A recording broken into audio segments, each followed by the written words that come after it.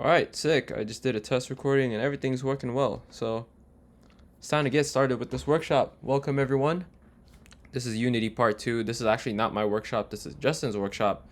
But we forgot to hit record when we actually did this workshop. So I opted to just record this workshop on my own time. Here are a table of contents. I believe this is part 1, right? I think this is all part 1, and then this is part 2. We'll be going through these slides and not spending too much time on the slides themselves. We're actually going to be spending most of our time on Unity here because I made like a really quick sample project just to show off every concept that exists in these slides. Cool. Let me just make sure I'm recording. Great, I'm recording because I don't want to talk for 40 minutes and find out that I was never recording to begin with. Exactly what happened when we actually did this workshop anyway. So here is the assets project. If you want to access the assets project, you can scan this QR code over here. It'll take you to a page that looks just like this. Once it takes you to this page, you would press this green code button and it'll open up this window here.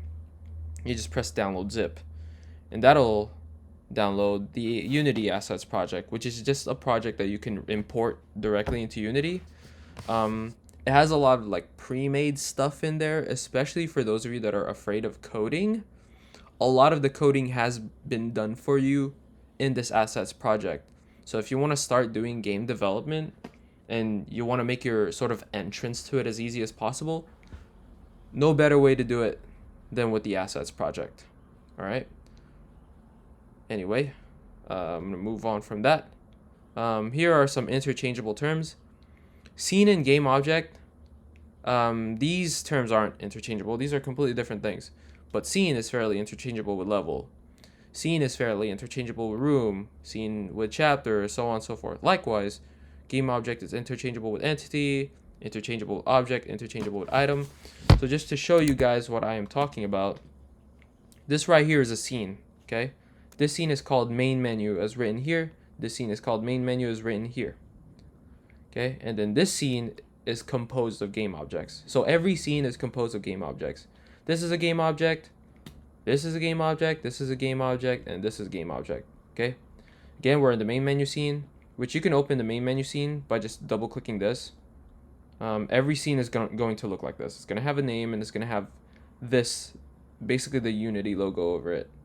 Is that the Unity logo? Yeah, I think so. Anyway, level 1 right here, here's another scene. And that contains its own distinct set of game objects. Level 2, same thing, distinct game objects. Though level 1 and level 2 look pretty similar because they have a lot of the same things. They got enemies, they got walls, yada yada. Anyway, moving on from that. I already talked about that. These are just added points for myself because these are Justin's slides. And I just kind of tacked on some of, like a few things of my own. Anyway, general coding practices. Hope you guys like that picture. So these are some coding practices that are good to follow. Generalizing your scripts. If you took 277, like if you're a computer science student, which I imagine a lot of you are, a lot of the concepts that you learn there transfer over here pretty well. Here we talk about raw, like going in raw. Wow. And hard coding everything, which works okay for small projects, but it becomes kind of problematic when your project gets big. It kind of goes back to the idea of like not being properly organized.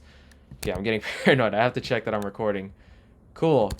Yeah, it goes back to the idea of like being unorganized. Like if you're unorganized, you can afford to be unorganized with a small project, but as the project gets bigger and bigger, it's gonna create a bunch of pains in the ass for you. Okay. One way to not hard code everything, so a good practice is to use what we call serialized fields. I've got added points here, modifying them by playing. Cool. So let me show you an example of that. So we're gonna open up level 1 here. With the player, we've got a player script. Okay. If we open up the player script, you don't need to understand basically any of this. Don't worry about that. Okay. I'm not trying to teach you this entire thing. This is way too much to go over, especially in one semi-short workshop. I hope this will be kind of short. You've got a variable here called move speed. We can hard code this, okay? Which means we don't serialize it. We basically remove this. We remove it just like that.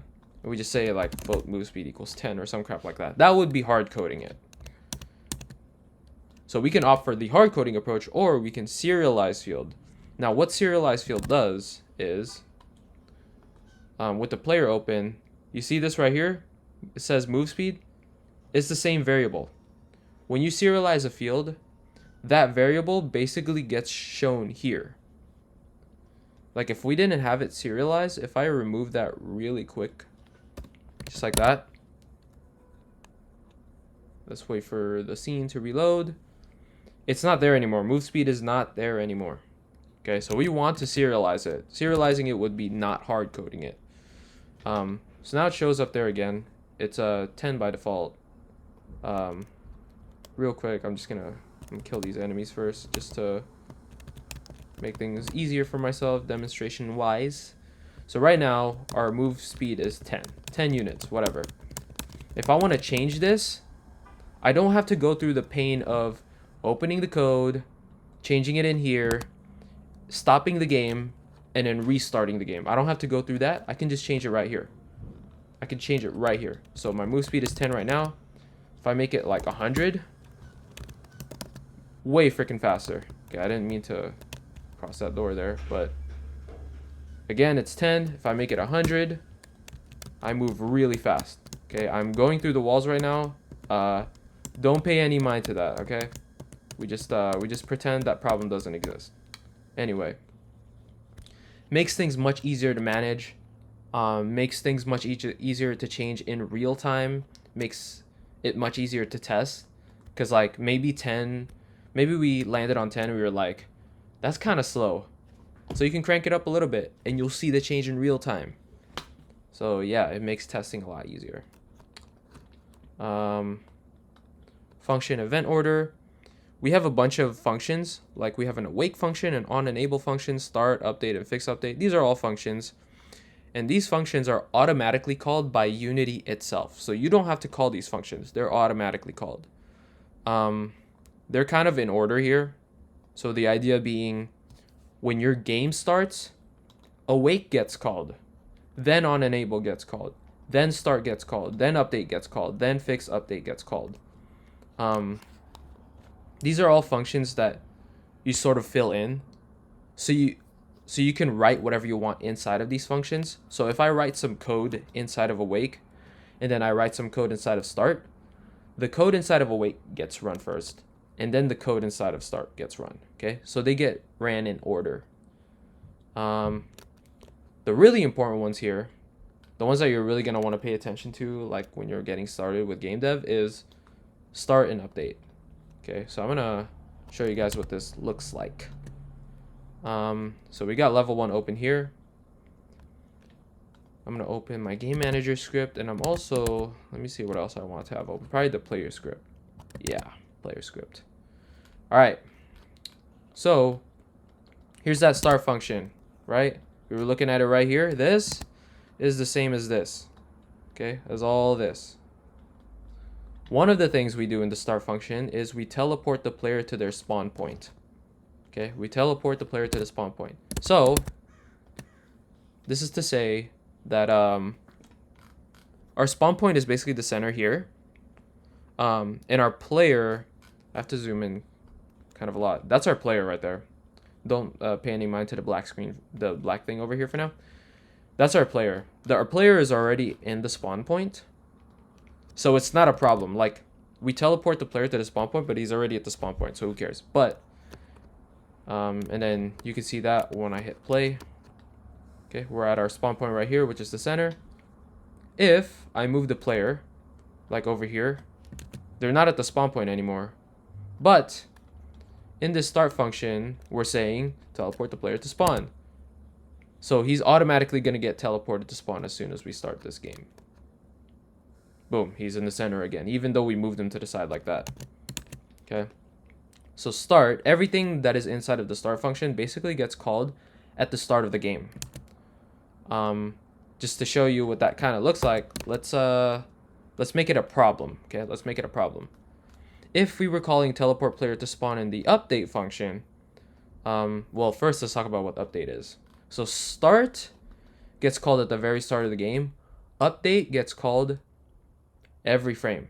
It gets called every frame. So if you were calling teleport player to spawn in update, that would be a problem, because we would try to move, but then teleport player to spawn would be getting called every frame. So we try to move and then we get teleported to spawn. Then we try to move and then get teleported to spawn again. So I'm going to be pressing WASD. I can't move because I'm constantly getting teleported to spawn. I literally cannot move. I don't know if you can hear it, but I am tapping the WASD keys pretty aggressively. I cannot move. So we don't want that being called an update. We don't want that getting called every frame, right? Okay, so that's all fixed. Likewise here, in update, we're calling move. Okay, move, the idea behind move is if I press WASD, my character moves. So that's getting called every frame. So we fixed the code, right? So if I hit play, everything should run fine. Yep, I'm able to move around as normal. If I change this so that I put the move function, not in update, so that it's not getting called every frame, if I instead put it here in the start, that means this only gets called once. It only gets called at the very start of the game. So for what duration of the game are my movement inputs getting paid attention to? Literally just the very starting frame of the game. The very start of the game. So that means I literally can't move anymore. I can't move anymore because it's not getting called every frame. It's only getting called once. Okay, so we want that getting called constantly. So we put that back here and we should be good.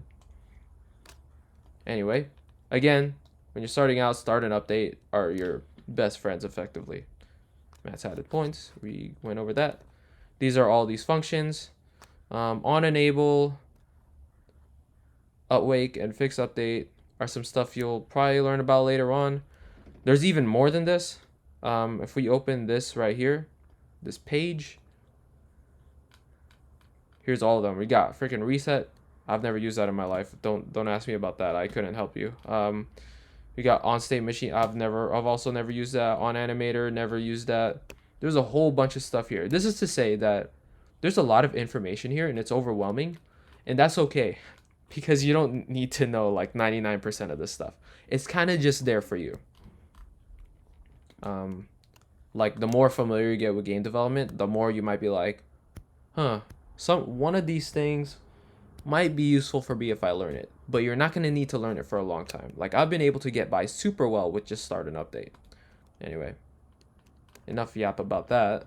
Coroutines and delta time. Let me check how long I've been recording real quick. All right, 13 minutes. Not too bad. Coroutines and delta time. One coroutine that we have can be found in in-game UI. This is this right here. It's called perform fade helper.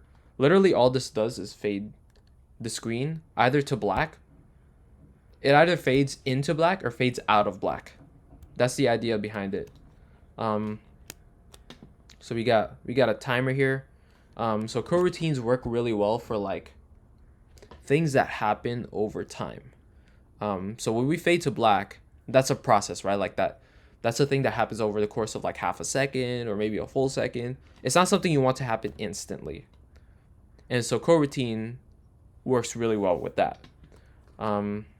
What's kind of happening here is we fade. Like, you don't have to understand this code, but just to kind of explain it in English, basically what's happening here is we fade a little bit and then we wait like one frame, and then we fade a little bit more and then we wait one frame, and then we fade a little bit more and then wait another frame, and we do that over and over and over again until that half second has passed or that full second has passed, however long you want the fade duration to be. Once that's fully passed, then we say, yeah, whatever the final color is that we want. Like if we want a black screen, let's make it a black screen through and through. If we want the screen to be clear, let's make it clear through and through. Okay. So once again, coroutines work really well for tasks that happen over time. Just to show that one more time, you'll see it fade out of black like this. And then once I kill these enemies, when this thing starts fading to black, that's because this thing has been called. This entire function has been called. See that? Fades to black, and then we transition on to the next level. Now we have another thing called delta time. This is a completely separate topic from coroutines. And this basically makes things like frame independent. Yeah, that is literally what it is. It makes things frame independent. Okay, I've got a couple drawings here as examples. So I'm going to explain this to you right now. So let's, for me to do that, let me actually open up a script. More specifically, the player script. Okay, so in update, again, this gets called every frame, right? In update, we're calling move. So we move every frame.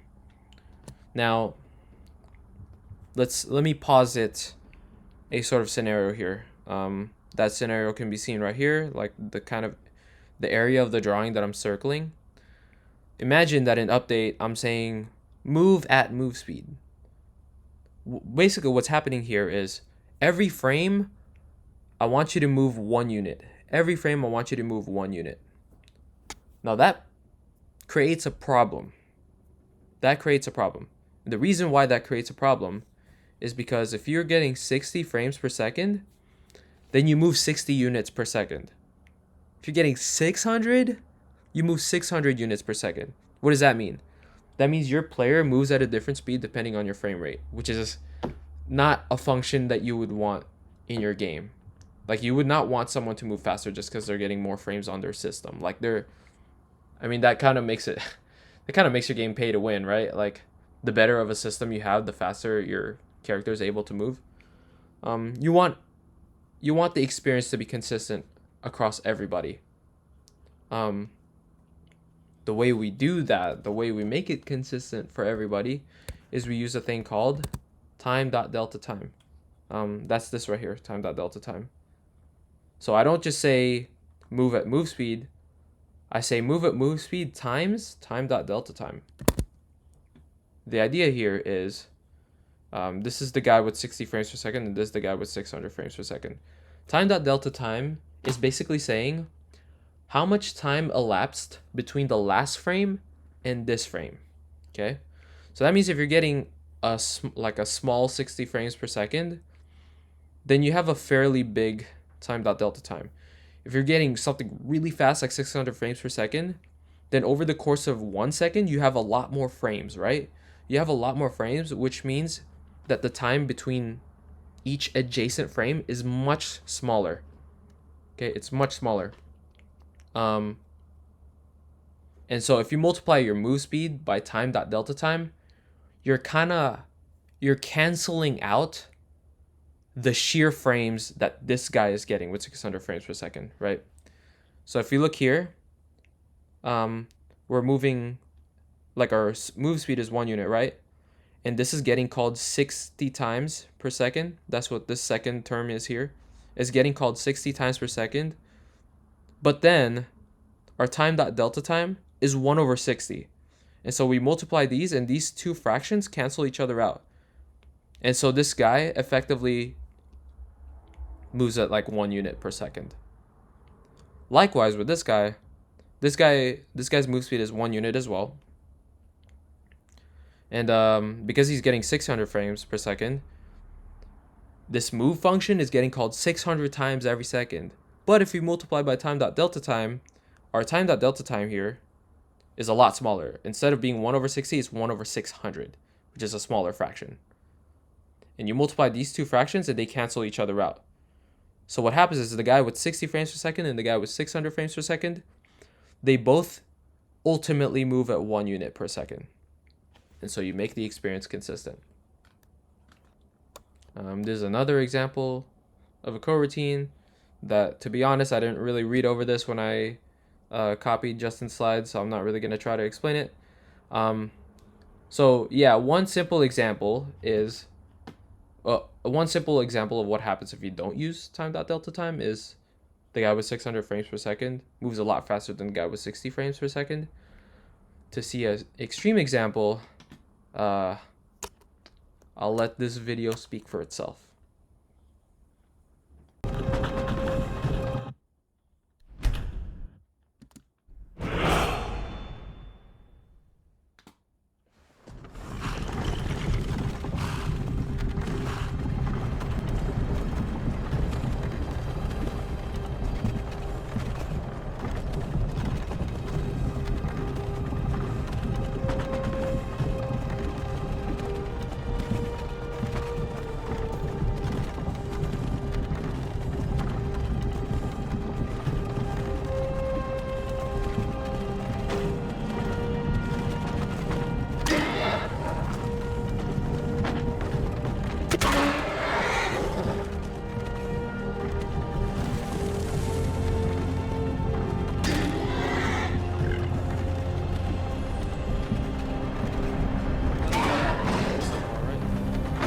You, you're finally awake.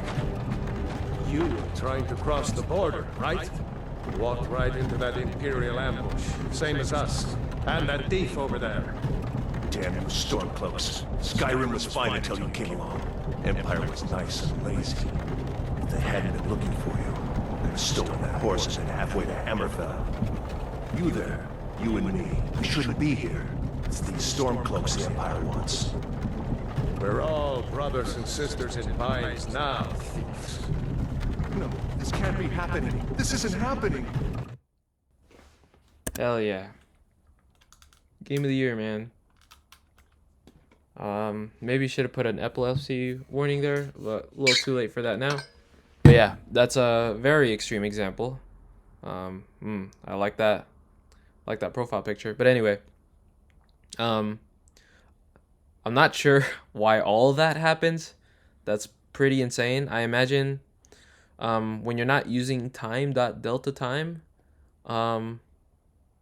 it's like there are a number of things that kind of get broken as a result.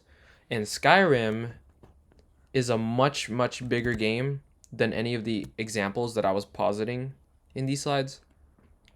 And so when you have a really big game like this, you basically have a bunch of individual things that kind of break individually. But because all these things work together, all that sort of breakage, in quotation marks, all that breakage kind of adds up. It kind of piles up and it produces something like this, where basically your entire game breaks. That's kind of what I speculate happens there. Yeah. Delta time. Hell yeah. Time.fix delta time. That is not the same as time.delta time. We're just not gonna worry about that for now. Async functions. A coroutine would be an example of this, where it kind of gets called alongside update, so it doesn't interrupt update. That's kind of what happens there. Another thing that does a similar thing is what we call invoke event. Okay. An invoke event is basically this right here. It's literally just this one line. The idea behind an invoke is, I want you to call a function, but call it after this period of time. In our situation here, let's call the function called do something after 30 seconds. Okay? As opposed to just calling the function straight up and having it respond immediately, which is how most function calls happen. Enemy activation. Okay, so I've got an example. Let me make sure I'm recording. Hell yeah. Cool. So an example of an invocation, or of an invoke. It's not called an invocation. I'm not sure it's really called that. Example is here. Invoke. Invoke the function called activate enemies after the enemy activation delay. Okay, so I've manually set a delay. Let me check what it is. The delay is 2 seconds. Okay, it's 2 seconds. All this is doing is activate the enemies after 2 seconds. So you'll notice every time I start this game, these zombies, they stand still for 2 seconds. And then they start coming after me. And that's because of this invoke. Like if I took out the invoke and I just called activate enemy straight up, these enemies would become active immediately. They'd immediately start chasing me down. Let's see this in action. He stands still for 2 seconds, and then he starts moving towards me, along with the other 2 zombies here. Okay, so they stand still for a little bit. If I comment this out, and I just call activate enemy straight up, without an invoke, that means it gets called immediately. So I hit play, and they immediately start chasing me. No 2-second delay anymore. Okay, that's the beauty of the invoke function. To me, I kind of see invoke as like a kind of primitive version of a coroutine, because you can do this with a coroutine technically. It's just it's overkill. It's overkill to do with a coroutine. Why opt for a coroutine where you're probably gonna have to write a couple lines of code? We can when the thing you're trying to do is simple enough that you can opt for 1 line of code, and it's just 1 invoke call, right? Cool. That's invoke for you. Serialized fields. We already kind of went over this. I already showed you what a serialized field is. For those of you slightly more code savvy people, let me see if I can explain this well. When you make a function, or sorry, when you make a variable, these variables are private by default. That means this variable can be accessed anywhere inside of this script, but it can't be accessed in a different script. I can't get this variable inside of this script because it's a separate script. Okay, so they're private by default. With regards to serialized field, let me see how I can show this. I guess we got the game manager selected, so I might as well play with this. Okay, we got enemy activation delay, right there, and that's this. It's the same thing, right? So instead of serialized field, I can say public. I can just make the variable public instead of serializing it. Okay, notice it stays there. So they accomplish the same thing. Whether I serialize the field or I make the variable public, they accomplish the same thing. They show it. They show it here in the like the graphical interface. They show it here. So the difference between the public and the serialized field is if I opt for a serialized field, this stays private. This stays inaccessible to outside scripts like the player script. This is not super important for you to know right now, because you're probably going to start by making single player games. And when it comes to single player games, this stuff doesn't really matter. When you start making multiplayer games, well, I say when, but some of you might not be interested in that stuff. If you start making multiplayer games, then it becomes important, because if you make variables public, then hacking the game becomes much easier, because the variable is public. So some person who wants to hack your game can write some code to access those public variables. Imagine like player has move speed, right? Imagine like if you're playing a multiplayer game and we made this public, what could happen is I can hack your game and I can write some code where I access someone else's move speed and make it slower or faster. And that's like one of the more innocent examples. What if I access their health and just make it 0 immediately, right? So keeping these variables private is really valuable when it comes to like multiplayer, but it's not too important when it comes to single player. So you can honestly, instead of serializing your field, you can just make your variables public. Like, it's up to you for now. But good practice for the future, use serialized fields when it doesn't need to be public. Cool, enough on that. I'm gonna drink more water. Here's some more serialized fields. So they've got the serialized field like tag here. And because of that, it all shows up in the graphical interface. Vine Boom, hell yeah. Elite knowledge. That is not elite knowledge. Anyway, inspector attributes. Serialized field is an inspector attribute. Okay, this is an attribute. We've got a couple other attributes here, like tooltip, space, range, min, whatever. You can read over this if you want. The one that I'll touch on because it's really the only attribute that I use. I use tooltip on a rare occasion. But the only attribute I really use is header. That's this right here. Notice they all follow a similar sort of format where they're kind of sandwiched in between these like square brackets. So one attribute is the header. If we reopen Unity, you see right here, you see this header right here, general. You got this timers header, you got this references header. That's right here, general. Oh, sorry, that's not even the right script. Sorry. General, timers, references. General, timers, references. So inspector attributes work really well at like organizing your code, right? Because I've got a couple variables for timer related stuff, and then I've got a couple variables for reference related stuff. So why not separate them into headers? Especially when you start working on like big projects, or maybe like you take a break from working on this game and then you come back to it a couple months later, you're gonna thank yourself for being organized like this, because that means your re-onboarding becomes much easier. Like you can just look at this at a glance and be like, oh, that's what that does. Much easier to do when you're staying ahead of the game and you're staying organized immediately. You're staying organized even when you don't quite need to be organized yet. You thank yourself for that in the future. Cool. There's a lot more which you can press here. There's already a lot as it is. So I'm gonna spare you. I'm gonna spare you that hell. Show off any header. Did that. Thank you. Game overhead. Managers. All right, we got a thing called managers.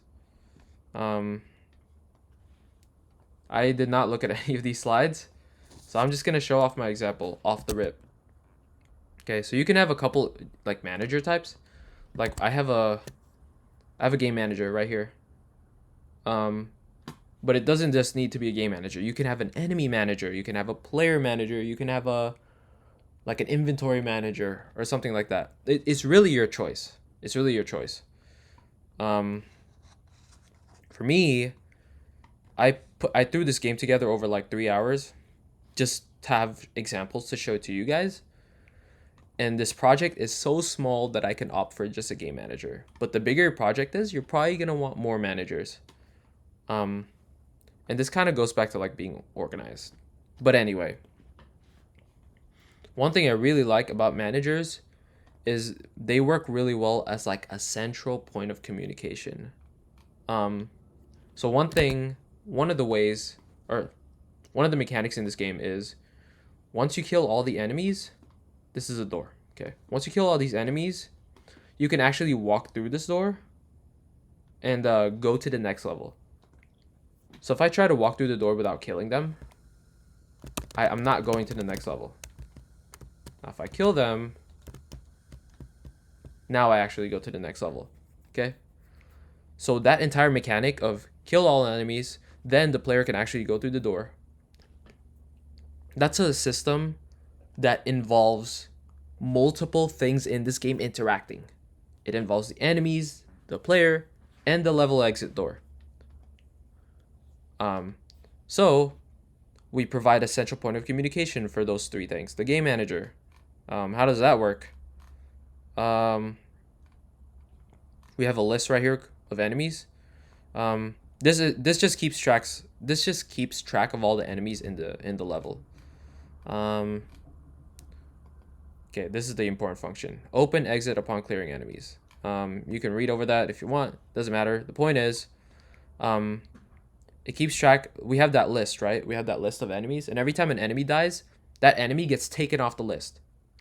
Once all your enemies die, every enemy's been taken off the list. What does that mean? That list is now empty.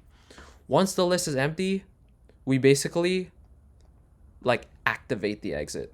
We enable the exit. That's the idea behind it. Okay, central point of communication. Managers are great for that sort of thing. That's at least what I use them for. Okay. Data persistence. Okay, so everything in our game here, or in my game, everything here is like not persistent. It's basically a local variable. Everything here is not persistent. So every time you restart the game, all of these things kind of reset to their original state, right? Like, just to show you an example, Game manager keeps track of the enemies, right?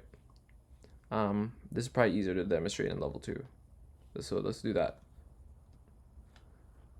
Here, if we open up game manager, we have our list of enemies right here. I can kill the 2 enemies, and now the list is empty. However, if I restart the game, and I open game manager, it resets, okay? It resets every time you restart the game. So that's like kind of a local variable in quotation marks. I'm not actually sure that's the right name for it, but let's go with it for now. Then we have save files. Okay, you can probably imagine what these are. You know, you save a game and you quit the game, like you stop playing for the day, but you can come back to it tomorrow, like reopen the game, but you have the save file there, so all your progress from the day before has been saved. Like one thing you can do here, let's just make a test thing. Like when you're creating like a save system in your game, one thing you can do is you can have like a game manager or a save manager, some kind of manager. You can have it create like a text file. You can have it create a text file. Let's just call this save file.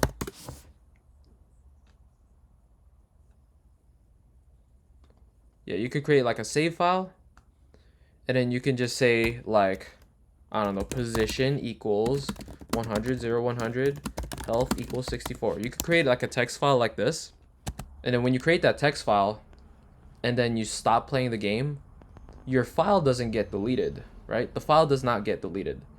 So when you reopen the game the next time you want to play, you can reference that text file to be like, oh, position equals 100, 0, 100. So this is where the player was when they saved the game, like the last time they saved the game. So let's teleport the player to 100, 0, 100. Oh, when the player saved last time, their health was 64. Okay, let's, when our player starts playing the game again, let's change their health back to 64. Okay. So it just keeps track of this stuff. I don't have too much more to say on that. I don't have like a proper example of a save file, because to be frank with you, I've never actually made a save system. But I'm sure there are tutorials online for like save files. You know, YouTube has a plethora of Unity tutorials, plethora. So you could probably find something related to like a save system there. Did that. Scene management and transitions. We've got all this text here. Load scene is really what we care about. Okay. So this is for going from scene to scene, right? Scene transitions. So the way for you to go to a new scene is with load scene. To show an example here, game manager. Actually, probably the easiest example I could show you is the main menu. Okay. Main menu, and then we've got the main menu script here. Start game, load scene. Okay, so this is what happens. There's one button. Okay, I was really going for like a minimum viable product here. There's one button. It's a start button. You press that, this function gets called. Cool, what does this function do? Load scene. Okay, so this is the thing we were talking about, right? Load scene right here is all you really need to care about. Load scene, there it is. Okay, the way this works is we load scene. What scene though? What scene are we loading? Well, whatever scene we have input here. Like, what's the name of the scene that we want to load? Well, here it is, level 1. That's the one we want to load. So when we hit that start button, would you look at that? We're in level 1 now. Great. That's that. That's how that works. Simple enough, right? Then going from level to level. Yep, showed that. There you go. There's more examples of load scene. Start game, we had that, but we just coded ours like slightly differently. We have int scene number here. So when you load a scene, you can either input the name of the scene you want to load, or you can input its number. Where can you find its number? Well, we have what we call build settings, and we have a thing we call the scene list. Let's just think about the scene list for now. The scene list is basically all the scenes that are going to exist in your final version of the game. Now notice they got names, right? They got main menu, level 1, level 2. They also got numbers, 0, 1, 2. This is that integer that we were talking about. So you can open a scene by its name, or you can open a scene by its index. It's up to you. Personal choice.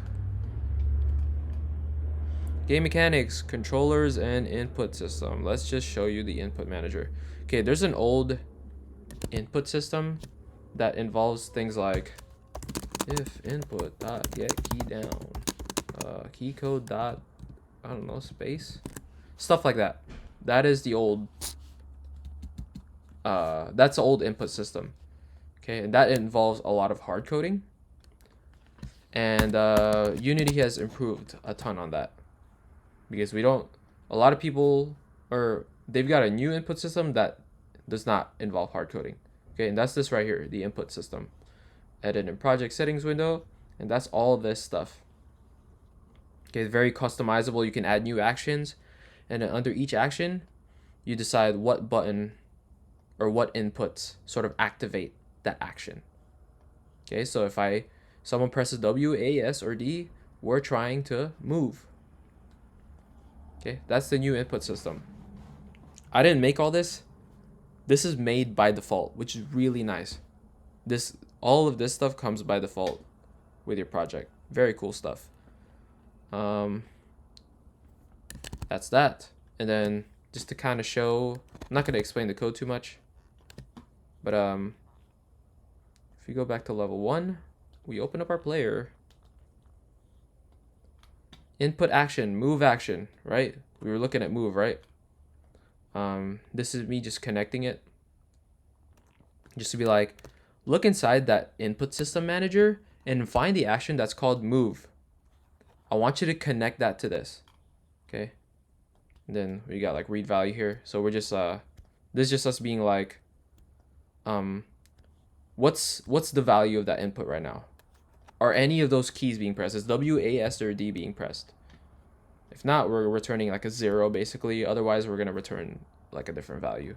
It's kind of what that's about. Not too important for you to understand that. The point is, there's an old system and a new system, and you should probably learn the new system. Anyway, collision and trigger. Okay, so we have collisions, and then we have triggers, which kind of use the same objects, or they use the same components, but they work differently. Okay, so we've got level 1 open here. If we open up our wall here has a collider. Okay, it has a collider for what? Collisions. Now this wall, it's a solid wall, so that means when the player walks up to the wall, they can't walk through the wall. Now I screwed up my code so the player can walk through the wall, but again, we don't talk about that, right? So our player can't walk through the wall. As I said before, our player can't walk through the wall. However, these colliders, they have a setting, and it's called isTrigger. If you tick that on, it's no longer a collider, it becomes a trigger. What is an example of a trigger here? Well, our enemies. Notice our enemy has a box collider, but isTrigger is set to true. The idea here is when you have a collider and isTrigger is false, if this box is unchecked, that means it's a thing that you can physically collide with and you can't walk through it. So like a wall or like some kind of object in the world. If you have isTrigger set to true, that means it is a thing you can walk through. You can be inside it. But when you're inside it, a sort of function gets called. Give me a sec. Okay. When you're inside it, it can trigger certain things to happen. Now, what does that look like? Well, if we open the enemy script here, we've got on trigger enter somewhere. There we go, on trigger enter 2D. So this guy has a collider of his own. It's that green box around him. That's the collider. When you walk inside, well, this is a trigger, right? This is a trigger box. When you walk inside of the trigger box, everything that is inside of this function gets called. In our case, we decided that when you enter the enemy, restart level gets called. So basically, you make contact with the enemy, the level gets restarted. So you want to avoid making contact with the enemies. You die instantly, in other words, right? So that would be the difference between a collider and a trigger. So this wall, you're not supposed to be able to walk through it. It's supposed to stop you. Unfortunately, I screwed up my code, so you can't walk through it. But usually, you're supposed to not be able to walk through these walls.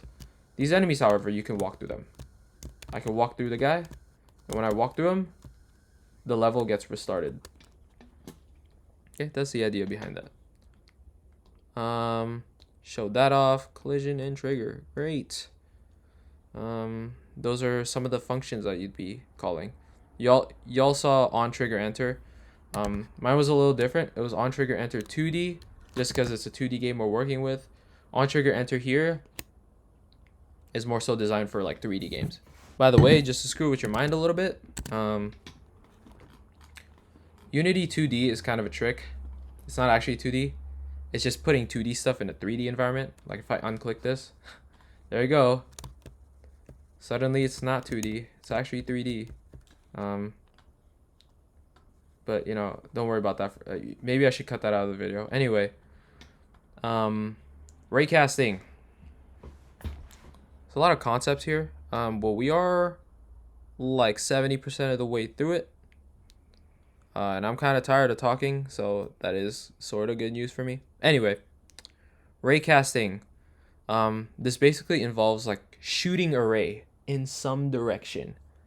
Okay, and then whatever that ray makes contact with, you can kind of like interact with the thing that it makes contact with. So one thing this is really good for is shooting mechanics.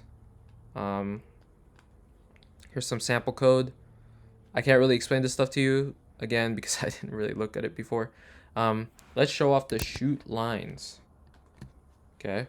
So our player here has the ability to shoot, as you've seen with me like killing the enemies, right? Shoot. We've got a function called shoot, which gets called every frame, right? Because it's in the update function. So every frame, let's check if the shoot action is being pressed. Okay, this is us making use of the new input system. If it's being pressed, here it is. We shoot a ray. Okay. We shoot a ray from the player's current position, and we shoot in the direction that the player is looking. Don't worry too much about the semantics here, like about the syntax. Like transfer that up, don't worry about it. The point is, we shoot a ray in the direction that the player is facing, and we have like a max distance, okay? Like, so this ray can travel a max distance of 5 units. It can travel 5 units maximum. Okay, again, this is another thing that's better shown in level 2, because the enemies are not as aggressive in level 2. But you see these lines that show up? That's me shooting. Notice the lines like terminate like a little bit ahead, like right here. It terminates right here. That's the shoot distance. That's the 5 units. It's covered all 5 units. So basically we shoot a ray, and that ray can travel a maximum of shoot distance, and if it hits nothing within that shoot distance, then just stop it. Just stop it. But if it does hit something, then you want to stop it early. So you see how long that line is? Now look what happens when I get really close to this wall and I shoot. Really tiny line. Much tinier line. Okay. That line is much tinier than when I was shooting here. And that's because the ray is hitting something before it covers the entire shoot distance. What is it hitting? It's hitting the wall. So we don't really care too much about that. We've got some code here that basically says something along the lines of, if what we hit is the enemy, or is an enemy, then we want to kill that enemy. Okay, it's really the enemies that only that we care about. Like when it hits a wall, it just terminates, and we don't do anything else with that ray. If it hits an enemy, then that line will terminate, and also will destroy the enemy. Whoops, I missed. See, that's a slightly shorter line than what it's capable of being. Great. That's what raycasts look like. Waypoints. Okay. So I kept saying that level 2 is a good place to demonstrate because the enemies are less aggro here. That's because they're basically not aggro at all. You walk inside the enemy, you still die. See, here's the level restarting every time I walk into an enemy. But the enemies don't follow me at all. They basically patrol. Show that here. Notice they've got slightly different paths. This guy like walks diagonally back and forth like that, and then this guy just walks back and forth in a straight line. The way he's able to do that is with a thing called waypoint. Now what do waypoints look like? Okay, this is the first enemy. Okay, that's this guy right here. It's the guy at the bottom, the one that was just walking in a straight line. Here are the guy's waypoints. Waypoint 1, waypoint 2. These aren't built into Unity. You kind of have to code these up yourself. I'll show you what that code looks like a little bit. Again, not important for you to understand all the code. The point is you have to code it. Here's the patrol routine. Here's all the code for it. Then he's even got like a pausing thing where like, well, let's explain how the patrolling actually works first. So waypoint 1 over here is this. So that's waypoint 1.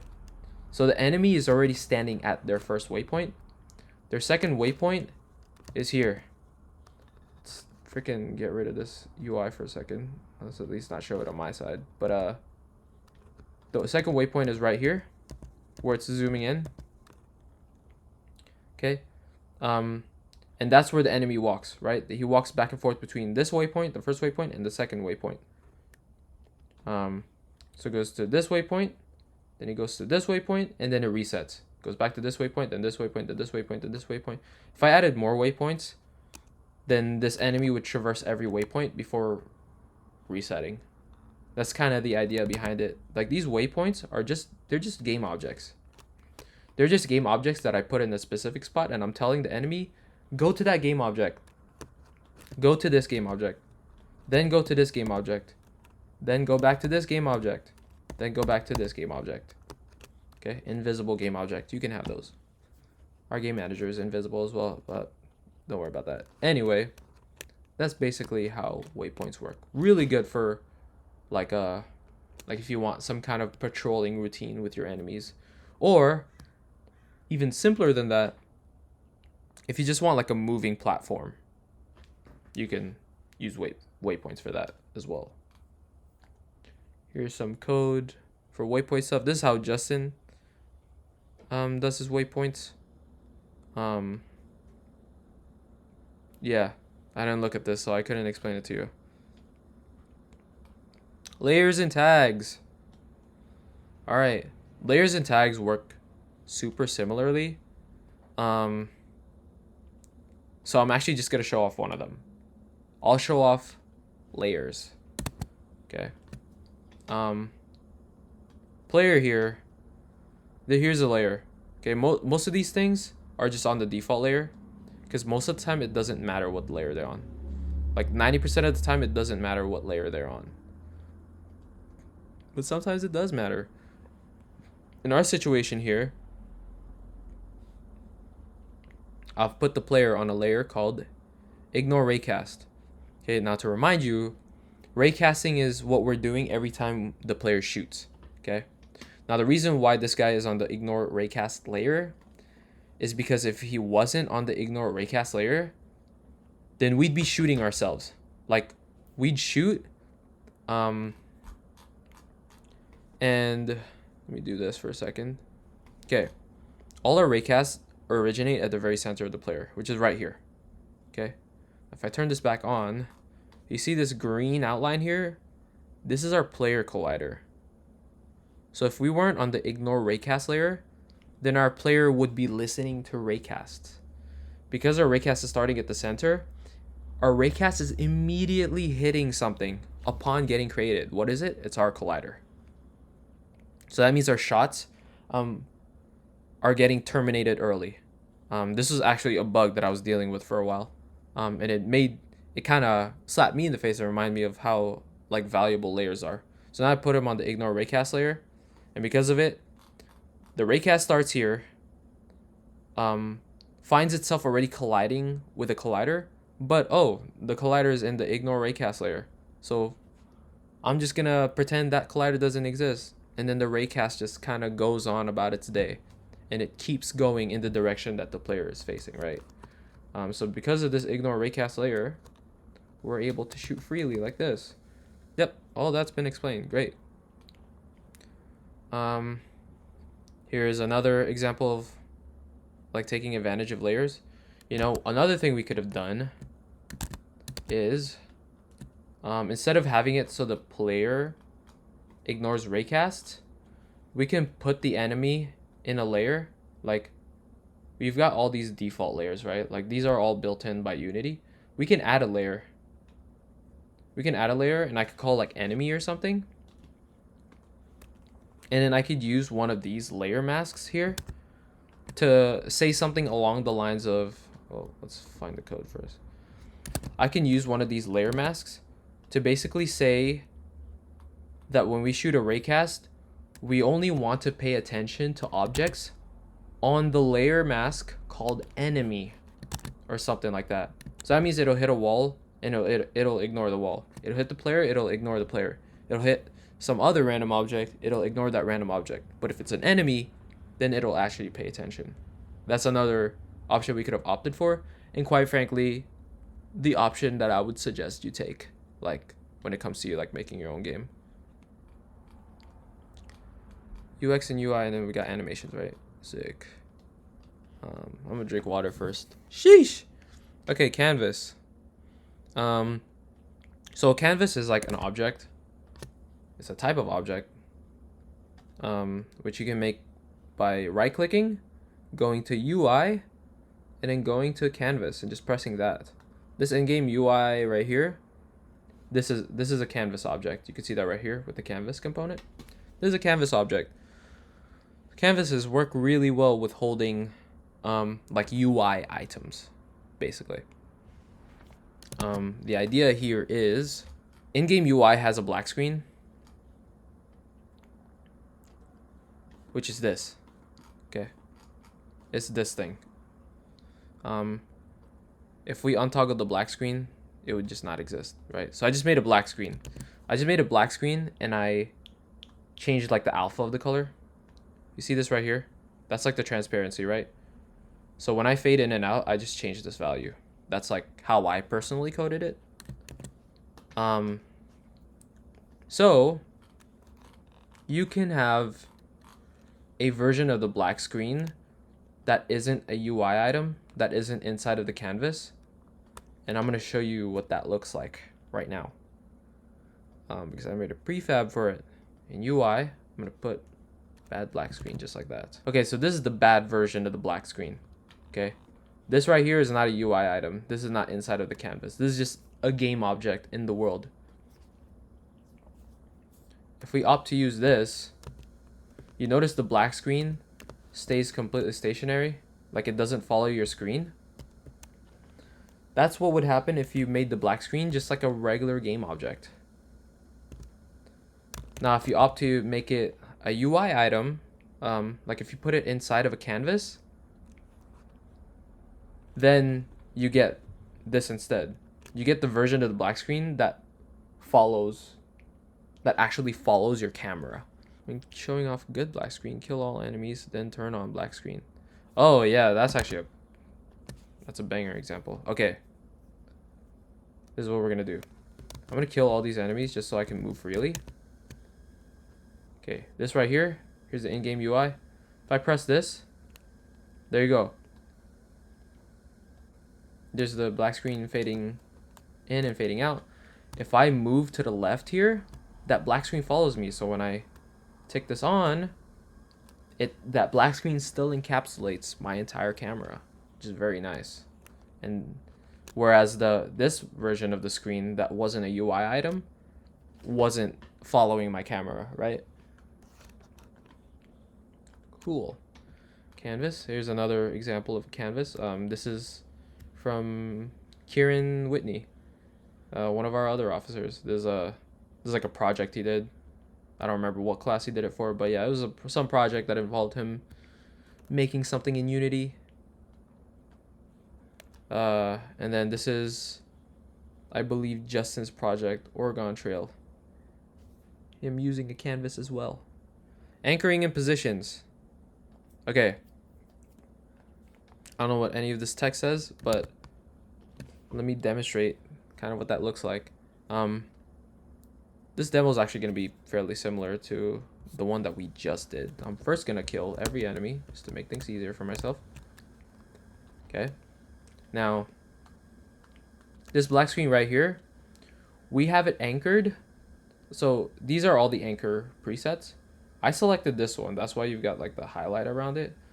It's anchored to every corner of the screen. That's why this black screen is able to encapsulate my entire camera. What I could do is I could anchor it to the left side like this. I imagine this would already look weird if I ticked it on. Oh, actually, somehow that works. But anyway, I have it anchored to this corner right here. And then we have like a preset width and height. But what happens is, because it's anchored here, if I make this larger, that screen's gonna trip out. Let me actually not do it that way, maybe? Let me actually do this. Let me make it bigger here. It's anchored to this corner, but it's not anchored to the bottom of the screen in any way. So that means our black screen did, like, I changed the size of my window, but the black screen is not following it. So if I tick this back on, notice this space right here. So it's anchored to this corner. So that means if I move this left, it'll follow. But it's not anchored to the right side, which is why that black screen is literally moving to the left, because it's anchored to the left. Right? That's kind of how anchoring works. Let me move this over here and move this down here. Okay, and you can see that's anchored to the left corner because it followed the left corner the whole time. If I take this and I anchored it to the right, the bottom right corner, I can make this like a 0 or something. Sure. Then now, you see that it doesn't follow the left side of the screen, but if I move the right side, it will follow that. Okay, that's kind of how anchoring works. Hopefully none of that applied. There we go, sick.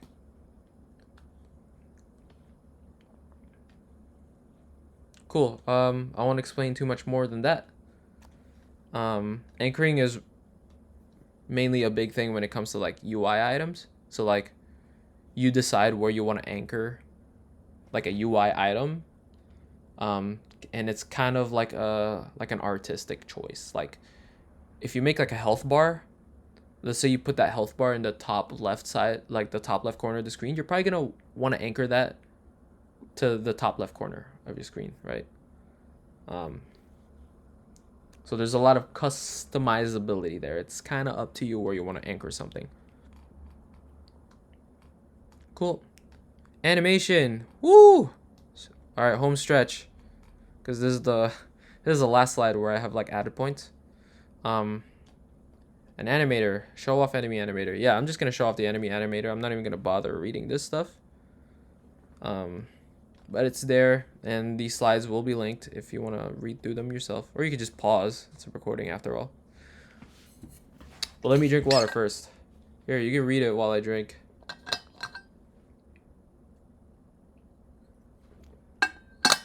Out loud, please. I can't hear you. Awesome, thanks. So, let's show off the enemy animator. So you can see here, our enemy actually has a couple of animations. He's got this walking animation. It's very subtle. It's super subtle. But there we go. That's really good. It's super subtle, but the guy is moving his hands and his feet back and forth when he moves around. When he stands still, there's no movement, right? Like not moving the hands back and forth, not moving the feet back and forth when he stands still. That's the idle animation. Super basic idle animation. I mean, it's not even an animation, it's a static sprite. But Okay, let's change this back. The way that works is that the enemy has what we call an animator here. Okay, as an animator, which consists of a controller. I mean, it's basically just a controller. When I select this, a controller is basically like an animation state machine. Okay, and here's our state machine. We have an idle state and we have a walk state. And then we have a boolean here, which if you don't know what a boolean is, that's okay. Point is, here's a checkbox. And if the guy's walking, we check it. That means he's walking. If he's not walking, then we uncheck it. And we can do that via code, which is exactly what I do. See right here, when the game starts, this is the start function, right? So this only gets called once. This only gets called once when the game starts. We're setting that boolean to false. That means we're unchecking it. Okay, unchecking it just like that. When it's unchecked, then we go to the idle state. Now in our patrol routine, move to target. This is what we care about.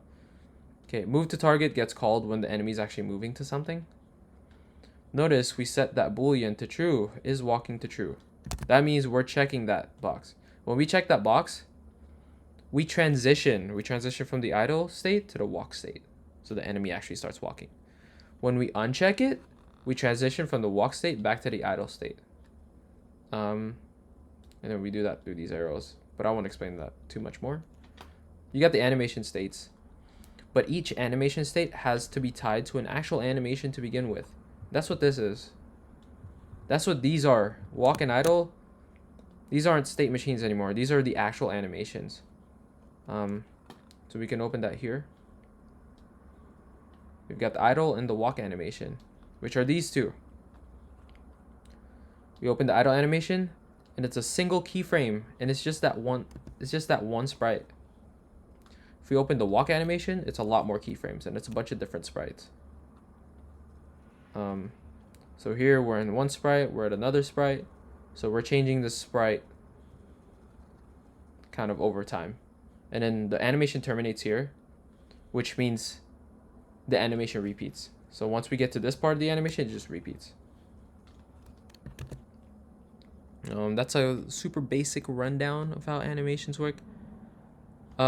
This looks like hell, and it is. You don't want your animation state machine to be looking like that, especially like this is probably not a super big project either. There's technically a way to do this without having that many arrows, but that's something to worry about with bigger state machines. And by the time you're making a big enough game to have a state machine more complicated than this, you're probably way past needing this workshop that I'm giving right now. But this is a thing you could technically do. It's just like, it looks messy and ugly, but it is a thing you can do, and you can make it work this way. And then here's some code. Again, I was telling you, like, you can tick and untick that box via code. Here's how it's done, like in a, in a more sort of complex like environment where you have some state machine that looks like this. You have set boolean, which is like checking and unchecking a box, and you have like set integer as well. So if I open Unity, these don't just need to be boxes, right? They could be like an integer as well. There you go, new int, and you can set that to whatever you want. And then you can have transitions happen between different states based on all of these parameters. Like, oh, transition from this to this when this gets ticked. But also maybe you want to transition from this to this when this integer is equal to 5 or some random crap like that. The point is there's a lot of customization you can do there, which is what you'd want because there's an infinite amount of things you can make with a game engine such as Unity. And that's it. That's all there is to it. If you have any questions, feel free to ask on Discord. If you made it this far, you're a goat. Hell yeah.